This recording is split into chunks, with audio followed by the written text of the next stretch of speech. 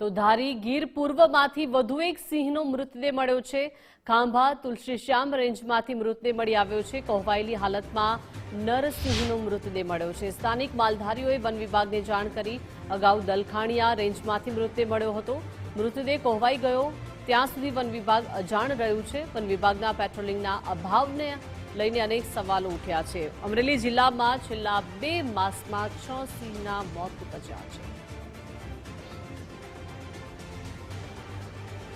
તો ધારી ગીર પૂર્વમાંથી આ એક સિંહનો મૃતદેહ મળી આવ્યો છે। ત્યારે વન વિભાગનું જે પેટ્રોલિંગ થતું હોય છે ત્યાં ક્યાંક અભાવ જોવા મળી રહ્યો છે, કેમ કે આ સિંહનો મૃતદેહ કોહવાયેલી હાલતમાં મળી આવ્યો છે। વધુ વિગતો સાથે જૈનિક જોડાઈ ગયા છે। જૈનિક, ધારી ગીર પૂર્વમાંથી એક સિંહનો મૃતદેહ મળ્યો છે, શું વિગતો?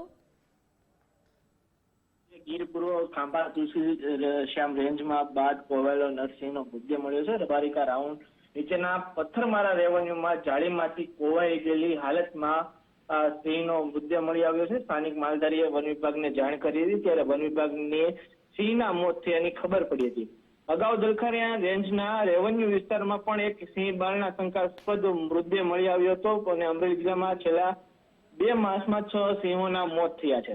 ધારી ગીર પૂર્વના જસાદર રેન્જ અને ગીર પશ્ચિમમાં 12 થી વધુ સિંહોના જે મોત થયા હતા બીમારીથી। ત્યારે વન વિભાગ દ્વારા બીમારીથી થયેલા સિંહોના મોતના 2 મહિના જેવો સમય થવા છતાં હજુ રિપોર્ટ જાહેર કરવામાં નથી આવ્યો। સિંહનું મોત થયા બાદ મૃતદેહ જૂનો થઈ ગયો ત્યાં સુધી વન વિભાગ અજાણ રહ્યું હતું। સ્થાનિક રબારિકા રાઉન્ડના પેટ્રોલિંગનો પણ આવ્યો છે। સિંહના મૃતદેહને પીએમ માટે ખસેડવામાં આવ્યો છે।